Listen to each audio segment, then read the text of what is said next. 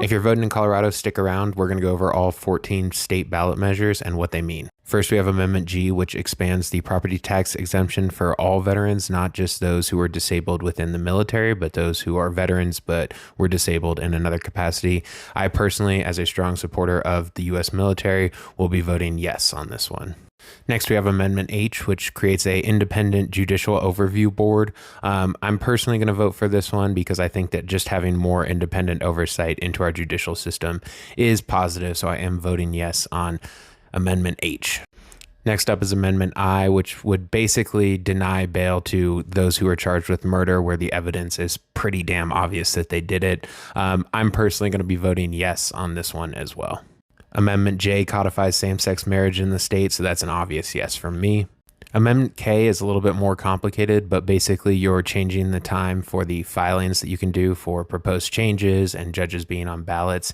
I don't have a strong interest in this one way or another. I'm probably going to vote no on this and just leave them as they currently sit. Amendment 79 codifies abortion rights in the state, so please vote yes on that. Amendment 80 is about school choice. Make no mistake, if you know nothing about this, this is the right for rich people to send their kids to private schools for free.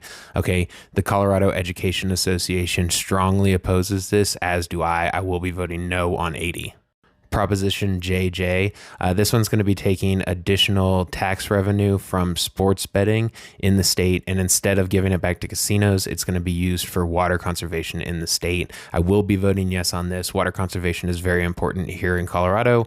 All the dead pine trees you see are a perfect example of why that is.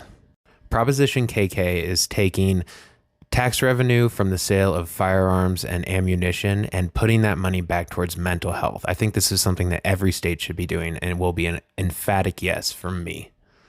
Proposition 127 is about ending trophy hunting for things like mountain lions and lynxes and bobcats. I think it's very important that we protect wildlife, and so Proposition 127 will also be a yes from me. Proposition 128 makes it so that inmates who have committed egregious violent crimes have to serve a higher percentage of their time before they're eligible for parole. I'm definitely on board with this. This is going to be a yes from me. Proposition 129 is basically trying to expand the veterinary field so that more people can be practicing on animals. I'm personally going to vote no on this because it does mean that less educated and less trained people will be able to perform medical care for your pet. And for me personally, that's not what I'm looking for. So 129 is going to be a no from me.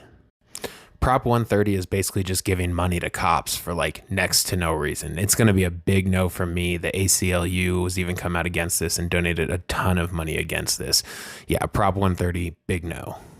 Prop 131 is probably another one of my favorites. This is going to give ranked choice voting to the state of Colorado. If you're unfamiliar with ranked choice voting, I do advise you to look it up. It is something that would be very helpful in getting us out of this terrible two-party system that we're in. So big yes on 131.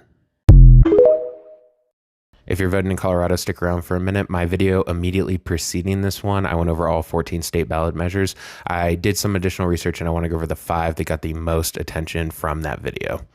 So Prop 127 got the most attention by far, so we'll go over that one first. I'm still voting yes on this one after additional research. My problem is not with the hunting of big cats. My problem is with the methodologies that they're using to hunt these big cats. They're chasing mountain lions up into trees with dogs and shooting them at close range. And they're trapping bobcats in cages and then strangling them so they don't bloody up their pelts. Personally, I don't think that that's ethical or sportsmanlike at all. And yes, I do understand that some farmers lose livestock and they will lose their protections here, but the state pays somewhere between $30,000 and $75,000 a year to these farmers. It's very minimal. And the more important thing for me is making it a higher level misdemeanor and limiting licenses to people who have broken this law. I think that's very important because we want to encourage ethical hunting methodologies. And so overall, I don't think there's really any downsides to this for the average person in Colorado. Up next, we'll do Amendment 80. School choice has been allowed in Colorado for over 30 years, so this isn't changing anything at all. All it's doing is opening it up to future lawmakers to do exactly what I said, which is provide funding for school vouchers, which allows basically rich people to send their kids to private schools for free. Still a big no from me. Big no on 80. Prop 129 was the second most discussed one. I'm still voting no on this. I do understand it could potentially be beneficial to some rural pets by having some, vet practitioners being a little bit closer. But overall, the program that they're discussing adopting is mostly online and very little hands-on.